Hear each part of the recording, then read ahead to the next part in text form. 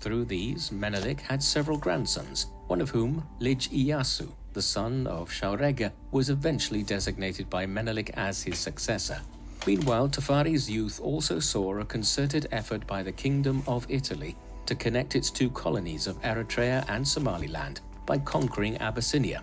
In 1895, the Italians invaded Abyssinia, but Emperor Menelik's modernization efforts proved beneficial, and the short-lived First Italo-Ethiopian War ended a year later in 1896, when an Italian invasion force of some 15,000 men were decisively defeated by a much larger Ethiopian army of upwards of 75,000 at the Battle of Adwa. With this, Abyssinia's independence was secured for a generation. In his teenage years, Tafari was promoted further within the empire. In 1907, for instance, he was appointed as a governor of the province of Sidamo in the south of Ethiopia. He sired a daughter during this time, the future Princess Romanwalk, though the identity of her mother is not entirely certain. In 1911, he married Menen Asbau, also a member of the imperial family.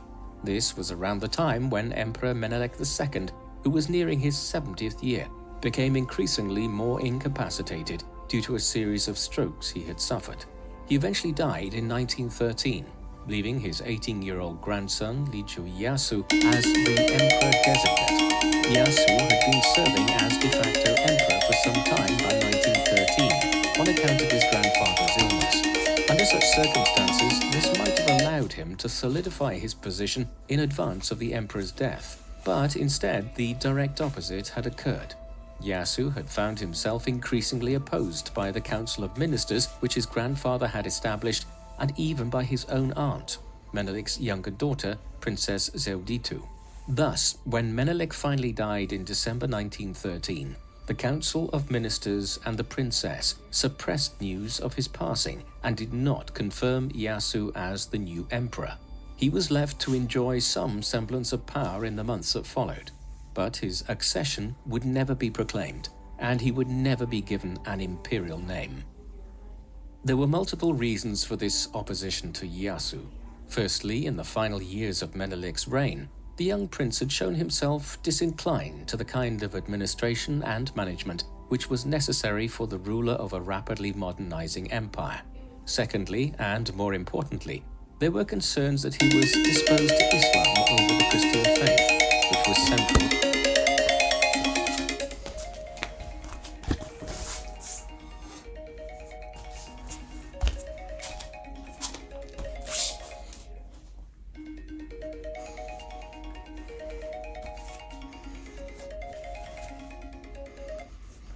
to Ethiopian political life.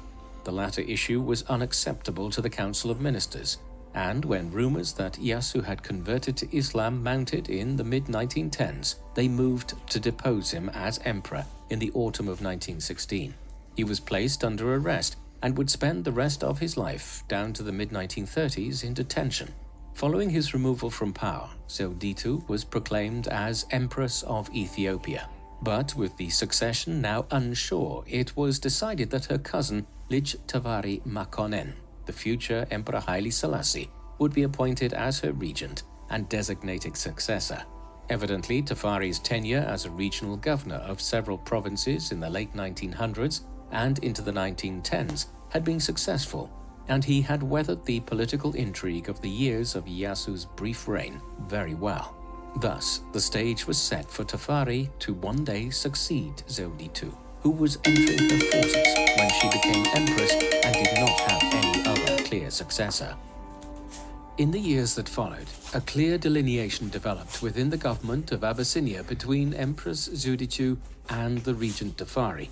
She was a traditionalist and a conservative ruler, while he was following the path hewn by Emperor Menelik II in wishing to modernize Ethiopia. In theory, the empress was by far the more powerful figure, but her position was weaker than any of her predecessors as ruler of Abyssinia, for the simple reason that she was a woman in a society which prioritized male rule.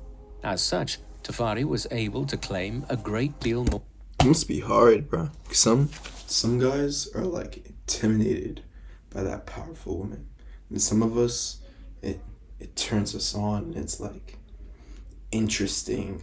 You know, it's like a new plate of food, a different flavor, a new combination. More influence than would have been typical of the power dynamic between them in most other circumstances. Both had their factions. She was favoured by the Ethiopian Church, which looked kindly on her conservative values, while Tafari was supported by a clear majority of the Council of Ministers. Eventually, in the course of the 1920s, he emerged as the more powerful figure, and long before her rule would end, Zewdito had begun to withdraw from government and allowed Tafari to continue his modernization efforts in the 1920s. The modernization program, which was implemented in the 1920s, was multifaceted. Much of it centered on trying to modernize the government and administration of Abyssinia to make it more like those of the European powers. There was a precedent for this. The non-European power which had modernized most effectively in the 19th century was the Empire of Japan. It had done so by adopting Western methods and had thus resisted Western encroachments and established itself as a major power itself in the Far East by the 1920s. Abyssinia aimed to at least partially emulate this approach. Thus, a Western-style government was established by Tafari, one with ministers responsible for individual aspects of governance.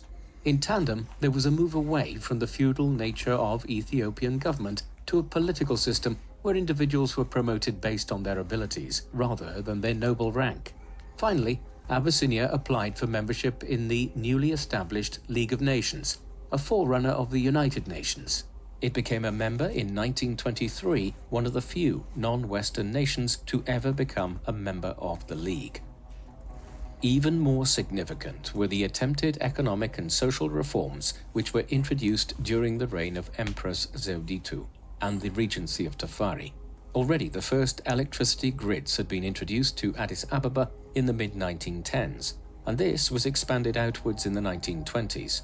At the same time, efforts were initiated to begin linking the main cities with roads and eventually railway lines. The telegraph and other communication systems, which had become commonplace in the Western world in the second half of the 19th century, also finally arrived to Abyssinia, albeit in a limited fashion. The National Bank of Ethiopia was founded in 1927 to bolster the economy, and excessive lending rates were prohibited. Perhaps most importantly, the judicial system was overhauled with the Feta Negas law code. See, like them racist people in America, bruh. I'd be like, y'all think y'all did something special. Like, y'all did nothing special. It happened everywhere. Like, yeah, we kept it going. We never been invaded. Okay, but you have to remember that we're also the same people who did some invading. A legal system which had been used in Ethiopia for centuries and which imposed brutal punishments for moderate crimes, such as the loss of a hand for being found guilty of theft, was gradually phased out in favor of a Western judicial system based on elements of the civil and common law. But there was a major backward element to Abyssinian society which remained. Slavery was still widespread here, a century after it had been prohibited throughout much of the Western world. Tokenistic efforts were made to end this in the 1920s as the Western powers criticized the retention of the system in Ethiopia. But Tafari was unwilling to commit to any major efforts to eliminate it from Abyssinian society at this time. Meanwhile, Tafari's international reputation was growing, and by the end of the 1920s, he was increasingly viewed as the face of Abyssinia on the world stage, rather than the empress. Much of this was owing to numerous trips abroad and state visits. For instance, in 1924, he undertook a tour of numerous foreign capitals and major cities with other members of the extended imperial family and the government. This was a fact-finding mission as much as anything else, as Tafari and others sought to gain from direct experience of the Western societies they were attempting to emulate. The Abyssinian delegation, with its ostentatious displays of wealth and court ritual, made a significant impression in London and Paris, where Tafari met King George V and the French Prime Minister Raymond Poincaré. Another significant goal of this foreign tour was to try to convince the British and French governments to provide Abyssinia with access to the Red Sea by surrendering some territory in its colonial enclaves in Somaliland. Elsewhere, in the Middle East and North Africa, Tafari was greeted warmly as the all-but head of state of virtually the only African nation which had withstood European colonization in the 19th century. All of this ensured that, before he would ever become emperor, Tafari was well established on the international stage. The only nation to withstand Britain's reign. That's pretty fire. It's pretty fire. Oh, what? Has your name always been Who Has Like Sports? I guess so. New names, amen. Meet Jaden. Ooh, I wonder what football game's on today.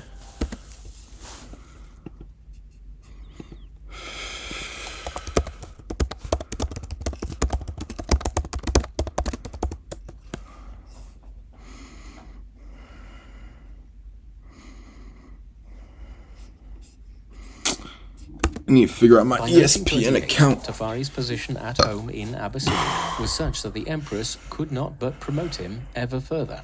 By this time, he had monopolized power within the Council of Ministers and, more importantly, had also moved to secure the loyalty of the heads of the military and police forces. Thus, on the 7th of October 1928, he was crowned as Negus, an Abyssinian title equivalent to a king, though still below that of emperor or empress. This replaced his earlier honorific of Ras, which had signified his position Percy's within the flexible imperial line. shoulders. In the months that followed, Not really, tensions but- began to brew between the empress's faction and that of Tafari, ultimately culminating in January 1930 in the outbreak of a borderline civil war between Tafari and Gugsewella, the empress's husband. He not only wished to reassert his wife's authority within the empire, but now had designs of replacing Tafari as the head of the government and having himself crowned as emperor. Gugsewella's rebellion culminated in a major meeting of his forces and the supporters of Tafari at the Battle of Anchem on the 31st of March 1930. But with their superior Western armaments and methods, which included the use of modern aircraft, Tafari's supporters quickly defeated Gugsewella's army. He himself was killed in the fighting. Then, in a seemingly no. unconnected development, the empress died of natural causes just 2 days later, clearing the way for Tafari to claim absolute power in Abyssinia after years of dual rule between him and the empress. A mourning period of over half a year was imposed following the passing of Empress Zewditu, but at last, on the 2nd of November 1930, Tafari was proclaimed as the new emperor of Abyssinia and crowned that same day at the Cathedral of St. George in Addis Ababa.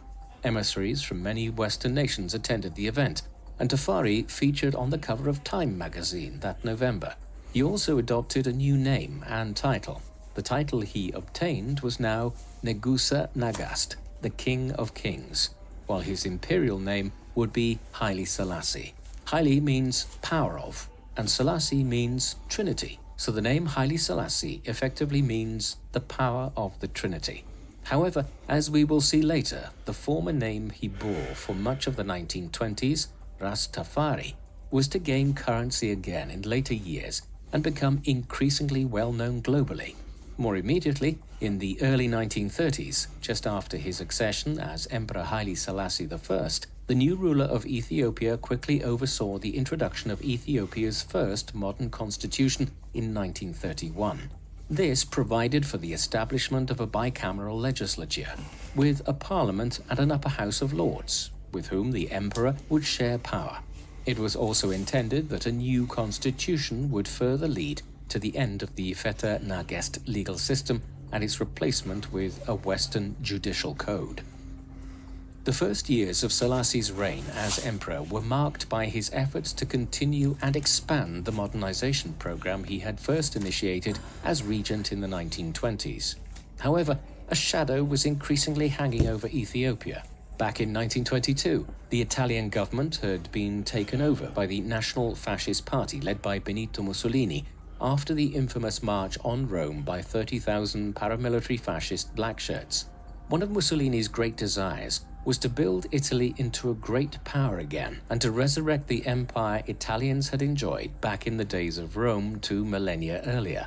To that end, in the 1920s, he had engaged in a series of aggressive actions, initiating a brutal war of conquest in Libya, which had been a nominal colony of Italy's since 1912, as well as bombing the island of Corfu during a dispute with the Kingdom of Greece, annexing the city of Fiume in what is now Croatia and establishing a protectorate over Albania through a series of treaties in the mid-1920s. With these advances made, in the early 1930s, Mussolini's attentions turned to the Horn of Africa, where he increasingly wished to correct what he deemed to be an historical failing of Italy's, its loss to Ethiopia in the First Italo-Ethiopian War back in the 1890s. If Abyssinia could be conquered, it would also make a continuous colony of Italy's lands in Eritrea, Ethiopia, and Italian Somaliland, in turn making it the predominant colonial power in the Horn of Africa. In 1934, tensions between Selassie's government and the Italian colonial administration in Eritrea and Somaliland began to flare over a long-running boundary dispute which had been caused by Italy's wish to build a railway line through the region connecting its two divided colonies, which Ethiopia was in the middle of. This had culminated in Italy building a military fort at Walwal in eastern Ethiopia. In December 1934, the Italian presence here was challenged by Selassie's government when Abyssinian troops were sent to Walwal. On the 5th of December, this led to violent engagements between the Italians and the Ethiopians, resulting in dozens of deaths on both sides. An international diplomatic standoff followed, now known as the Abyssinia Crisis. In early January 1935, Selassie's government protested to the League of Nations. Months of diplomatic toing and froing would follow, but essentially the British and French governments, who were best placed to act as intermediaries, were unwilling to block Italian aggression at a time when they were trying to win over Mussolini as an ally in Europe in the face of the rise of the Nazis following Adolf Hitler's seizure of power in Germany in 1933. Consequently, while negotiations followed for months, it eventually became clear to Selassie's government that the Italians were intent on using the Walwal incident in December 1934 and the ensuing diplomatic standoff as an excuse to declare war on Abyssinia, and that the League of Nations was not going to take any effective measures to try to stop Mussolini's aggression. The Second Italo-Abyssinian War commenced on the 3rd of October 1935, when the Italian general Emilio de Bono crossed over the border from Italy's colony of Eritrea into northern Ethiopia with tens of thousands of Italian troops. There was no formal declaration of war. This was to be one of the most significant conflicts globally during the interwar period between the First World War and the Second World War, eventually involving hundreds of thousands of troops and personnel on both sides. It would last for just over a half a year. The sides were evenly matched throughout, though. While the Ethiopians were numerically superior, despite the best efforts to modernize their armies since the 1890s, their forces were still resoundingly based on mass infantry divisions. For instance, Selassie's government had just a handful of tanks, and the Ethiopian Air Force consisted of little more than a dozen planes. By way of contrast, Mussolini's government was eventually able to deploy hundreds of tanks in East Africa, as well as massive artillery barrages and a significant Air Force presence.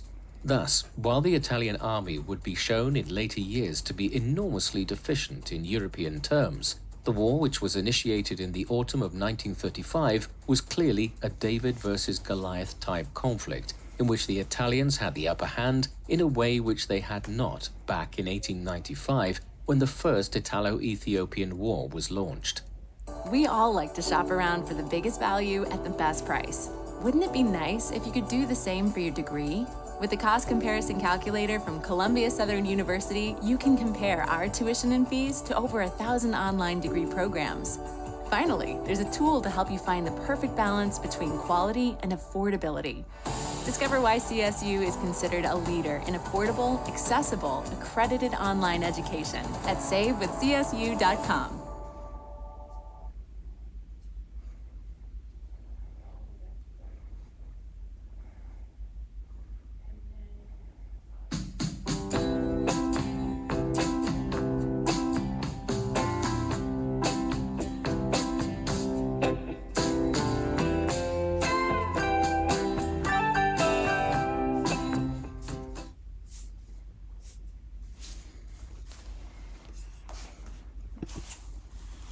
In response to the invasion of Abyssinia, the League of Nations sanctioned Italy on the 7th of October 1935, 4 days after the initial incursion by De Bono's troops. The two primary countries within the League to whom the responsibility fell for challenging the Italian government's actions were Britain and France, who were the foremost colonial powers across the African continent and who had colonies nearby themselves in Somaliland and all across Ethiopia's western and southern borders in Sudan and Kenya in the case of Britain. Yet while the conservative-led national government of Stanley Baldwin in Britain campaigned on and won an election in November 1935 on the premise of supporting the League of Nations and its mission, Baldwin's government almost immediately capitulated to Italian aggression. Within days of arriving in office, the new British Foreign Secretary Samuel Hoare was engaged in talks with his French counterpart Pierre Laval, who was also the French Prime Minister at the time, about how the war could be quickly brought to an end. Here, the desire to appease Italy and prevent it from drifting closer to Nazi Germany was paramount, and the Hoare-Laval Pact, details of which were leaked by the British press in early December, effectively outlined a plan whereby Abyssinia would lose roughly half of its territory to Italy, allowing the Italians to connect their colonies of Eritrea and Somaliland. This was completely unacceptable to Selassie's government and a complete betrayal of the mandate of the League of Nations. Traitor. Outrage followed. Hoare resigned as British Foreign Minister, Treason! and ultimately the revelation of details of the pact brought to an end any efforts to find a diplomatic solution to the conflict. The Hoare-Laval Pact and the wider Abyssinia crisis is generally seen as also sounding the death knell of the League of Nations, an institution which had now conclusively proven its inability to prevent aggressive nations like Italy and the Empire of Japan from invading its enemies with no justification. With the termination of diplomatic negotiations in December 1935, the war intensified on the ground in Abyssinia. By now, the Ethiopian government was making preparations for its own counter-offensive against the Italian incursion in the north. This was led by Selassie in person and had hoped to sever the Italian lines of communication and launch a counter-invasion of Eritrea. Initially, it met with considerable success, but in the early months of 1936, the tide turned once General Pietro Badoglio, who had previously overseen the Italian campaign in Libya, was appointed as governor of Eritrea and the leader of the military effort in succession to De Bono, whose oversight of the invasion had been deemed too cautious by Mussolini. Badoglio initiated a brutal campaign in January 1936, in which poison gas was widely used against the Ethiopian armies. Through these methods, a series of victories were quickly won by Badoglio at the battles of Tembien, Amba Aradam, and Shire in northern Ethiopia in the late winter and early spring of 1936. A final effort to maintain the northern front by Selassie was defeated at the Battle of Mechu on the 31st of March 1936, following which northern Ethiopia was effectively under Italian control. On the 26th of April 1936, Badoglio launched what he termed the March of the Iron Will, a swift drive southwards from the northern front around Dessie in Wollo province towards the Abyssinian capital of Addis Ababa, a distance of some 200 kilometers. The campaign was accompanied by much fanfare and propaganda in the fascist media back home in Italy. A large mechanized column was the centerpiece of this drive, with over 2,000 tanks, cars, trucks, and other vehicles included in the operation, which transported some 12,500 Italian troops speedily towards Selassie's capital. By now, the Ethiopian armies were decimated from the northern offensive, and as the Italians neared Addis Ababa in early May, the emperor and his family fled from the capital and made their way towards the border with French Somaliland, crossing over as Selassie went into what would be years of exile from his realm. 3 days later, at roughly 4 p.m. on the afternoon of the 5th of May 1936, Badoglio arrived in Addis Ababa at the front of a column of 1,700 vehicles. In the hours that followed, Italian troops began entering the city in what was more of a procession than an actual siege, and occupied prominent buildings all over the capital. The war was now effectively over. The Second Italo-Ethiopian War came to an end in May 1936 with the fall of Addis Ababa and the flight of Emperor Haile Selassie from Ethiopia. However, pockets of resistance remained, particularly in the south and west of the country, which was still unoccupied by any Italian forces. Accordingly, fighting would continue for months and years to come. Indeed, all of Abyssinia was never actually brought under effective Italian control. Yet, from May 1936, the Italian government claimed to have won the war.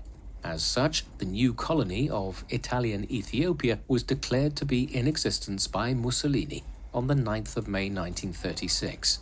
However, this was soon annexed into the newly proclaimed colony of Italian East Africa, which incorporated Abyssinia, Eritrea, and Italian Somaliland, and which stretched all the way across the Horn of Africa, completing the ambition for Italy to create a contiguous colony here 40 years after it had first been attempted in the mid-1890s.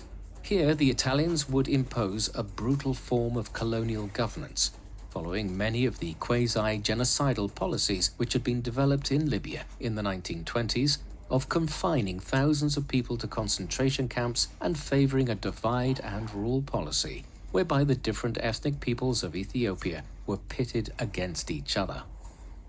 With the Italians now largely in control of his country, Emperor Selassie made his way to Europe. His first mission was to present Abyssinia's case at the League of Nations in Geneva. However, his timing was far from propitious.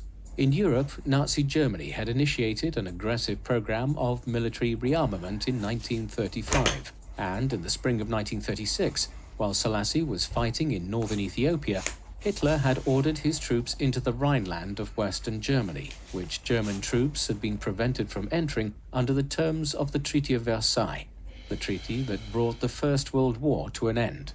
Consequently, the governments of Britain and France were no more willing to adopt an aggressive stance against Italy in 1936 than they had been the previous autumn. Nevertheless, while his efforts at redress were in vain, Selassie gained acclaim for a speech he made at a meeting of the League on the 12th of May 1936, in the course of which he denounced the rise of fascism and the use of poison gas by the Italians in East Africa. He was subsequently named Time magazine's Man of the Year, but the result for Ethiopia was the same. The League was unwilling to take concerted action against Italy, which in any event withdrew from membership of it in December 1937. Meanwhile, Selassie headed for England, where he would live in exile throughout the late 1930s. While he was in exile in England, the world's politics was in continual flux. Germany's aggression intensified in 1938 with the annexation of Austria and then Czechoslovakia in 1939. When the Nazis invaded Poland the following September, Britain and France declared war, triggering the start of the Second World War. For the time being, Mussolini adopted a cautious stance and didn't end the war. But when the Germans undertook a blistering military campaign in the summer of 1940 that effectively brought continental Western Europe under Berlin's control, the Italians decided to side with Hitler, declaring war on Britain and France on the 10th of June 1940 and invading southeastern France in an effort to acquire territory there. What this now meant was that the Italians and the British would square off to each other in East Africa. On the 13th of June 1940, an Italian air raid was launched against British Kenya in the first action of the East Africa campaign. This was all part of a wider Italian initiative to conquer Britain's colonies in Egypt and Sudan, and thus unite Italian East Africa with Italy's growing expanse of territory in North Africa. At first, these campaigns proceeded well for Mussolini, but by early 1941, the weaknesses of the Italian military were becoming wholly apparent. Early in 1941, with Italian operations in the Sahara Desert faltering, Mussolini called on Hitler for aid. A German expeditionary force, the famous Afrika Korps, led by Erwin Rommel, was dispatched to North Africa that March, but there would be no major military support offered to the Italian position in East Africa. Thus, in the course of 1941, the British gradually turned the tide here and began pushing the Italians back into Ethiopia and Eritrea, after their initial advances into Sudan and Kenya. By this time, Selassie had left Britain and had returned to the Horn of Africa to oversee parts of the campaign to reclaim his homeland from the Italians himself. The fighting here was undertaken by a broad mix of British, Ethiopian, Eritrean, Free French, and Free Belgian forces. Crucially, they had naval superiority, and by early 1941, a new front was being opened in Eritrea following a naval operation in the Red Sea.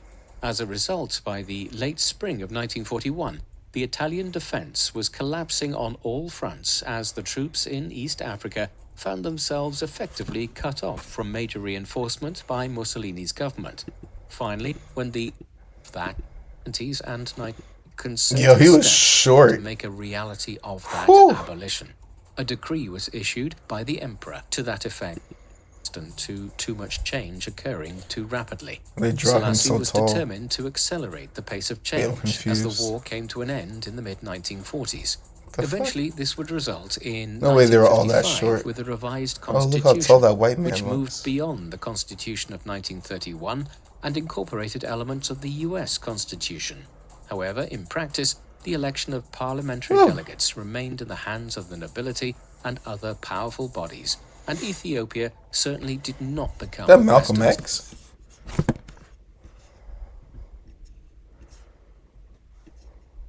Yeah. style democracy under Selassie's rule in the post-war years. Many controversial issues began to arise in Ethiopia in the post-war period, particularly so during the 1950s. One of these concerned one of the former Italian colonies, Eritrea. This small northern neighbor of Ethiopia's had been placed under British administration following the conclusion of the East Africa Campaign in 1941. In the aftermath of the war, the Allied powers were in favor of Ethiopia's claims to Eritrea, though a small section of the west of the colony was to be joined to British Sudan. Accordingly, when British rule of Eritrea came to an end in the early 1950s, the country was joined with Hip thrust. Ethiopia. But this was to be a federal union in which Well, Eritrea hip thrust retained plank. its own identity and had certain devolved powers held in the hands of its own government. Selassie, though, was determined to bring Eritrea, which provided Ethiopia with access to the Red Sea, under greater centralized control. To this end, in 1962, he dissolved the independent Eritrean parliament and annexed the country. By that time, the Eritrean Liberation Front, or ELF, an independence movement, had launched an armed struggle against Ethiopian rule. The Eritrean War of Independence would continue for the next 30 years, with the conflict becoming a front in the Cold War as the ELF and other independence movements drifted into the Soviet bloc in order to acquire military aid from the USSR, Cuba, and others. The Eritrean War of Independence was not the only conflict which Emperor Selassie's government faced.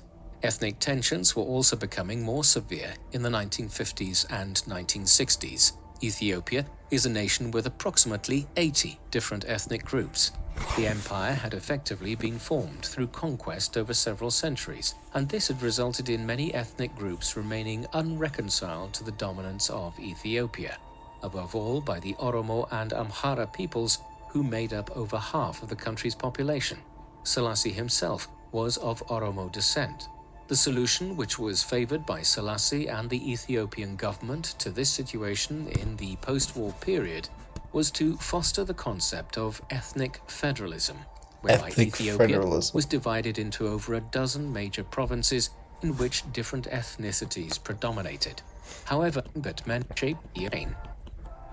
Welcome to Yes it does This is suck. I where do you see. Now it's just like some of these people are being forced to live, some of these people are grateful they have an easier life and they're not starving. Politics is so hard. how the future works, where the whole point of education is to get you a job. Stick to the government were the Tigrayans, who constituted a sizable proportion of the overall population, roughly 7 or 8%, and were the dominant people in Tigray province in the north of the country. The antipathy of Selassie's government towards the Tigrayans was clear for all to see in the 1950s, as the imperial government persistently neglected the province despite mounting evidence of pressure on its resources and the possibility of famine as a result of the destruction of crops by locusts, drought, and disease, outbreaks of smallpox, typhus, and other high mortality illnesses. When Tigray eventually did enter famine in 1958, the central government in Addis Ababa did very little to try to relieve the situation, leading to tens of thousands of deaths. Thereafter, a more concerted effort was made in 1959 to address the situation, with Selassie's government being provided with considerable aid from the administration of US President Dwight Eisenhower. Nevertheless, by the time the worst of the famine subsided in 1961, it is estimated that about 100,000 people had died in Tigray and surrounding regions, while renewed famine, Depending on how big the overall population is, that's really not that much. struck northern Ethiopia again in the mid-1960s. While Selassie's reign was increasingly being blackened by controversies at home, including famine in Tigray, a war of independence in Eritrea, and ethnic tensions within Ethiopia, Selassie and, by extension, Ethiopia continued to hold a position of considerable international respect. As one of the world's longest-serving heads of state, he was usually afforded a position of considerable preeminence at major international events, such as the funeral of President John F. Kennedy in Washington, D.C. in 1963, and of the former French President Charles de Gaulle in France in 1970. Ethiopia also supplied peace contingents to many areas of conflict, such as the Congo in the early 1960s, and became a prominent nation within the non-aligned movement of nations, which were not members of either NATO or the Warsaw Pact, the respective military alliances of the United States and the Soviet Union in the Cold War. Perhaps most significant of all in terms of international diplomacy at this time was Selassie's leading role in the establishment of the Organization of African Unity in 1963. So now I'm gonna do my workout cool down. I usually just lay on my back and do long exhales and just relax. You have to stay awake though. You could close your eyes, but you have to stay awake. 3. The forerunner of the African Union. Having something to listen to Headquarters of helps. the stay awake. Organization of African Unity was located in Addis Ababa for many years under Selassie's rule. Not only did Selassie continue to enjoy a vaunted reputation on the international stage in the second iteration of his reign after the Second World War, but he was viewed by many as a messianic character. In the 1930s, a new quasi-religion and social movement emerged in parts of Africa and the Caribbean, one which mixed elements of the Back to Africa movement, which proclaimed that people of African descent in the Americas would wish to return to the African continent now that slavery was at an end, and also Ethiopianism, a branch of Christian worship, which had arisen in the late 19th century amongst African Christians, one which looked to the Ethiopian church as a native Christian church within Africa, rather than having African Christians take their directives from European religious leaders in Rome, Canterbury, or elsewhere. This new movement combined specific belief in elements of biblical theology and a wide array of different social beliefs. It took its name from Selassie's regent title, dating from the 1920s, Rastafari. Thus, the new religion was known as Rastafarianism, and proponents of it viewed Selassie as a messiah, one who may be the second coming of Christ. These views must be understood in light of Ethiopia's position as the only African state which resisted colonial conquest in the 19th century. Selassie did not explicitly seek to be recognized as a messianic character within Rastafarianism, but he also did not attempt to refute efforts to exalt him in this way. Thus, as Rastafarianism gained in popularity in the 1950s in countries like Jamaica, Selassie took on an unusual significance for many people who had never been anywhere near Ethiopia. In contrast to the view of him within Rastafarianism as a quasi-messianic figure, Haile Selassie was actually becoming more oppressive at home in Ethiopia. The last 20 or so years of his reign saw the development of elements of a police state in the country. There were reasons for Selassie's increasing concern about the security of his position. In 1960, while the emperor was on a state visit to Brazil, elements from the Quebur Zabagna, the imperial bodyguard, had attempted a coup d'etat back in Ethiopia. Led by the brothers Gerimane and Mengistu Newe, the insurrectionists had proclaimed Selassie's son and heir, the Crown Prince Asfar Wasson, as the new emperor. The prince appears to have been held captive, but how complicit he might have been in the coup attempt remains unclear to this day. In any event, after 4 days of violence in and around Addis Ababa in mid-December, resulting in over 300 deaths, the attempted overthrow of the emperor had been suppressed, and the leaders were killed. Nevertheless, the 1960 attempted coup was significant in the development of a more repressive authoritarian regime in Ethiopia under Selassie in the 1960s and into the 1970s. And the addition of those which questioned Selassie or in Eritrea, even more traumatic by the arrival of new famines, the biggest wave coming between 1983. That's when we as humans have to have good relations with other nations and just be nomadic and be able to exchange certain things so we don't ruin our land and can grow things that's good for our land and good for the soil. 3 and 1985, in which upwards of 500,000 people perished. Hey, we got potatoes over here. Yo, we got tomatoes over here. Yo, we got the way to transport it. All right, bet. The fighting only eventually came to a conclusion in 1991, once the collapse of the Soviet Union ended the flow of weaponry into the Horn of Africa. Like, if you watch anime, you totally understand, especially like the MMO ones, or like the reincarnated ones, or the ones where it's like a new world. By the time it ended, nearly 1.5 million people had died from the combined effects of military conflict, disease, and famine. The end of the Ethiopian Civil War in 1991 brought about a brief respite from the country's woes. A new constitution was established in the mid-1990s, while Eritrea finally gained its independence after 3 decades of fighting. There were then efforts to create an ethno-territorial federal state, where different ethnic groups had control over different provinces of the country where they were dominant. However, renewed problems soon arose. A new war erupted with Eritrea in 1998. The initial fighting ceased in 2000. That looks cool.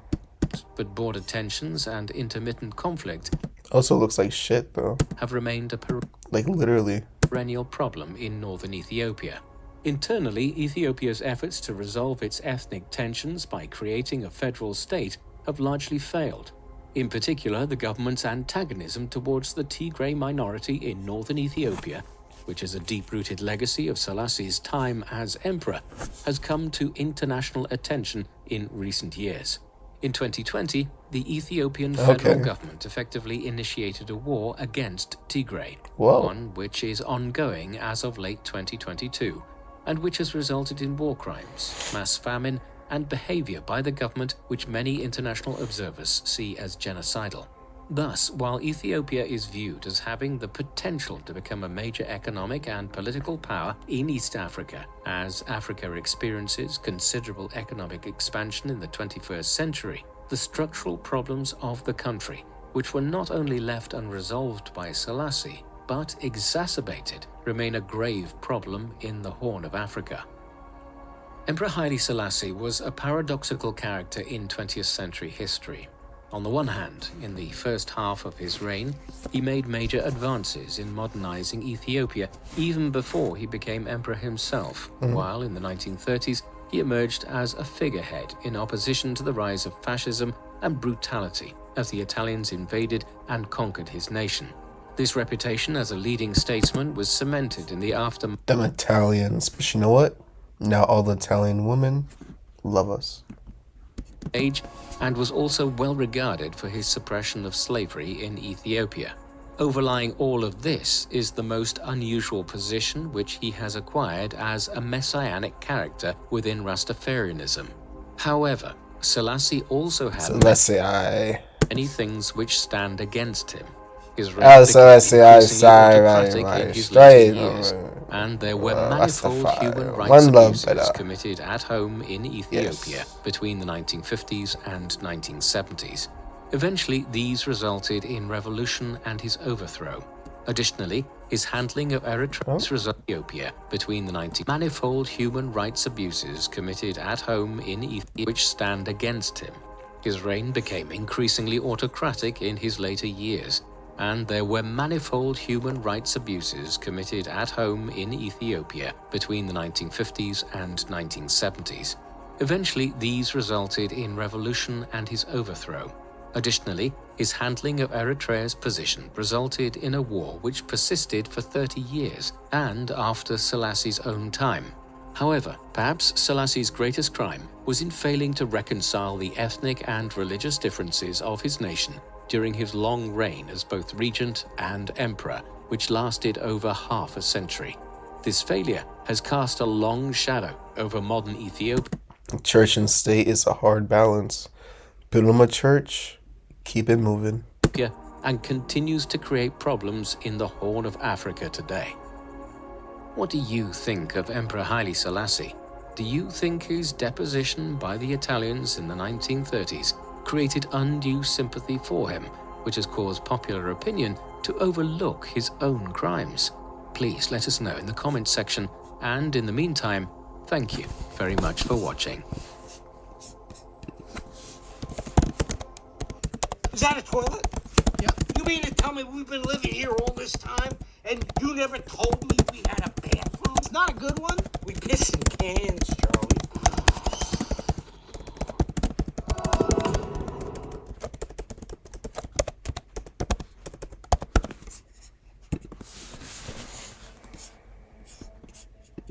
Before I took the Google